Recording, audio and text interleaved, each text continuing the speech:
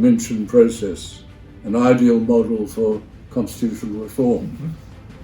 The convention referendum process, which could be called the Howard-Minchin process, is made up of 5 points. First, an elected convention. Second, the rest of the members of the convention being ex officio, government and opposition leaders from all units, including the states and territories. The other bit of the non-elected part being the ones in the gift of the Prime Minister. And I think John Howard set the excellent example that he would appoint eminent Australians who would not stand for election. And also he would appoint from those who were not represented, not otherwise represented, the indigenous and the young.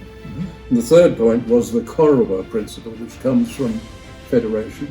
That is, that once the convention had agreed, after consultation, on what changes should be made, Parliament doesn't play around with that. They just put that to the people in a referendum.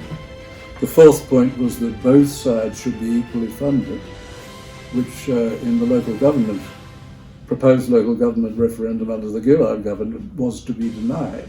They made that very clear. But equal funding, and fifthly, that the vote yes and the vote no committees would be constituted in accordance with the number of votes obtained in the convention election, and they would manage how the money that was funded would be spent. Now, this to me seems to me an excellent model, almost perfect model.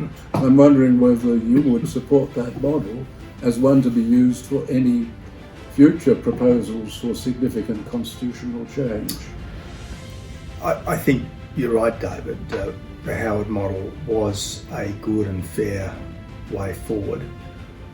I'm obviously interested in sensible proposals for acknowledging Indigenous people in the Constitution, although I'm extremely cautious about the proposal for a so-called constitutionally entrenched voice.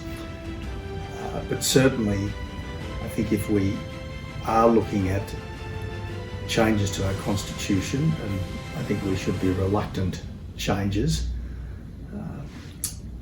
where something as important and as finely balanced as our constitutional arrangements are concerned.